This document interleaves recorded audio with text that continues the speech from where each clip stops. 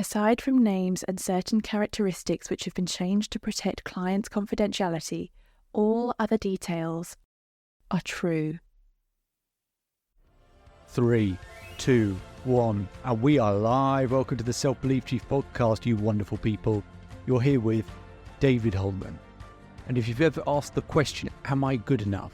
Whether it's in your relationships or your performance or your career or in terms of your health, whatever it might be, then you're in the right place. We're not here to hype you up. We're here to give you strategies and techniques to help you transform your life in those areas. Ones that I've shared with the highest performers, from Olympic athletes to business owners. So make sure to hit that subscribe button, share your favorite episodes, and remember, if you change today, today will change your life.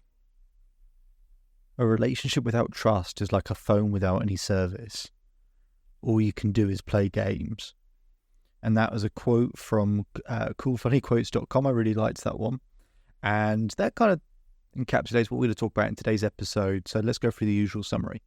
You're going to hear a conversation between myself and a client. What was just happened prior to what you're about to hear is we've done some work over the previous weeks to overcome some previous heartbreak. They've happened to have met someone recently who they start to like, but now they're starting to worry about, can they really trust this person? Or are they going to repeat mistakes of the past? And so I asked them, at the moment, in terms of the balance between pain and pleasure, when it comes to love, love is always the balance between pain and pleasure. I asked her, okay, so when you think about love, what percentages are they at the moment? Is it 50% love, 50% pleasure? What is it? And she said, actually, we're in a good place. It's probably 70% pleasure, 30% pain. I said, okay. I said to her, what has to happen for it to be 80-20? And she says, I've got to have the feeling of trust, a sense of trust in this guy that I've met. What we're about to pick up on here is actually find out what has to happen for her to feel like she has a sense of trust, because trust, everyone wants trust, but how we see it, how we feel it is different for everyone. So I want to know, in this particular woman's case, what does trust look like for her? Because trust is such a big word. It feels so overwhelming, all-encompassing. But actually what we might find out is when we try and work out what actually has to happen. What's the proof point to know that we can create a sense of trust here? And actually it's not as hard as we think, and there's actually maybe some action we can take. So we're looking at how do we get to that 80-20 point, and help her start to reduce that anxiety, and later on it would be 90-10, etc. How do we reduce the anxiety that she's currently feeling so that she can really start to enjoy a fulfilling relationship? Let's get into it. It's around being, I think for me, trust builds when you're like really present with somebody and you're doing what you say you're going to do. How hard is it to build trust when you feel a lack of presence yourself? Really hard. So rather than feeling like this is the thing where, can I trust them and they need to show me something, part of what we can say is actually, we've got a lot more control of the situation. Maybe I need to be present, in order to actually recognize whether I can trust them. I don't know. You need to tell me if that's fine. Yeah, that's probably true. Okay.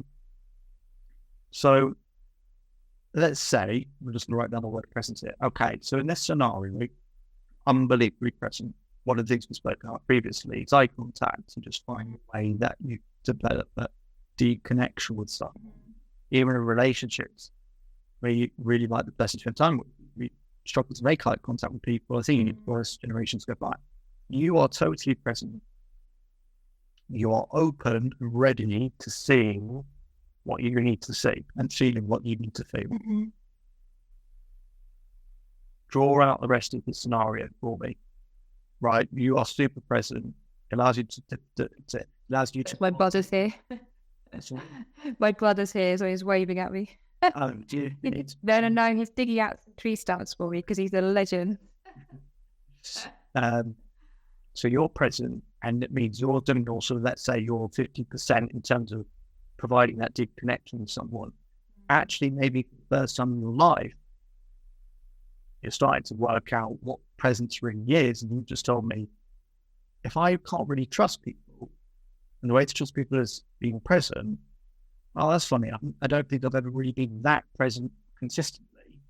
It's all about presence and then really listening to what they're saying. Okay. And then, so now we've got that bit down. Mm-hmm. Now draw out the rest of that picture for me in terms of how would we know that we can trust this person, right? I'm open, I'm present, I'm available, I'm connected in that way, right? It's all feelings.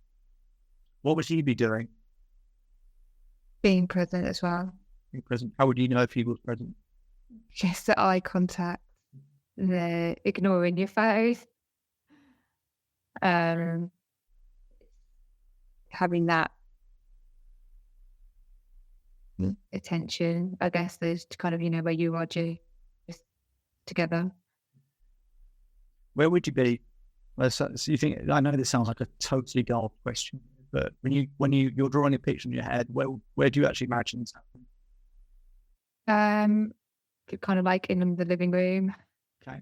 It's hard to like be out together. So, okay. So I know it sounds like a ridiculous question, but I'll get to the point in a minute. Right. So we're in the living room. We're present. They're present. What are you talking about? Again, super daft question. It's like, well, hang on, what the hell are we doing here? Like, very specific moment. But what are you talking? Yeah, no, that's a good question. I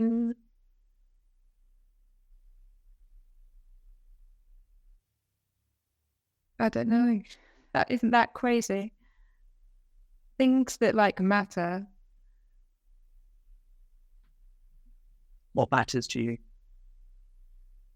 Family, friends, kids, like my sport stuff. Give me take one of those and then be really specific with it. Whatever one of those really matters to you, take one of those and be really specific in terms of what is it about it that you want the ability to be able to talk about or to listen about. That would build trust. Like something that's really like a story that's meaningful, that feels something that you've done, something that really matters to you.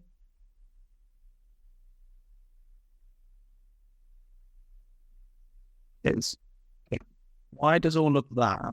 So we're sat in the living room, we have eye contact, that lets us know that we are both connected and present, which is what our definition of trust. I'm listening with my full body and a story he is telling about his kids. Can you imagine all of that? How at that point does it make you feel? Happy. Why does it make you happy? Because he's sharing something that's important to him. So we're at 70-30. To get to 80-20, you want a greater sense of that trust. About that thing that's really going to help you. And I don't know, in terms of that 80-20, when you see that, or you imagine it 80-20, where's your anxiety with this situation? Nowhere. And there you go. All of a sudden, she says there's no anxiety there. How simple was that? Just in a short space of time. And she starts drawing out the picture of actually, how can she build trust and how can she help facilitate the trust? What does the picture actually look like for her? When she starts to see that picture, it's like, well, actually, that's not even that difficult. I can take some steps towards that. Maybe there's some things I can actually do to action this. Maybe I don't just have to kind of wait around, which just creates more anxiety. Maybe there's something I can actually do that can help facilitate a sense of trust, or help me find out whether this is someone I can't trust. Helps her find the answer much quicker. Okay, and of course, look, in life, we don't get 100% trust, we don't get 100% certainty, but we really want to be, 90% plus, don't we? And we get to that point, well, we feel comfortable, we feel good. And then we can keep building trust over time. But really, for you to understand for yourself, what does the picture look like? If you want to have trust in something, what has to happen for you to have trust in it? Because I guarantee it's not as complicated as you think. It's not as big and it's not as overwhelming. And when we remove the kind of emotional intensity around the word trust and just actually look at what things need to take place to help build it, we start to find some really good answers and some really sensible answers that really improve the quality of our relationships. My name is David Holman. If you change today will change your life. So enjoy the rest of your day, enjoy the rest of your life, and I'll speak to you again soon. Just one more thing before you go. So I hope you're enjoying the daily episodes. We put in a lot of work to keep providing content because to create permanent change needs consistency.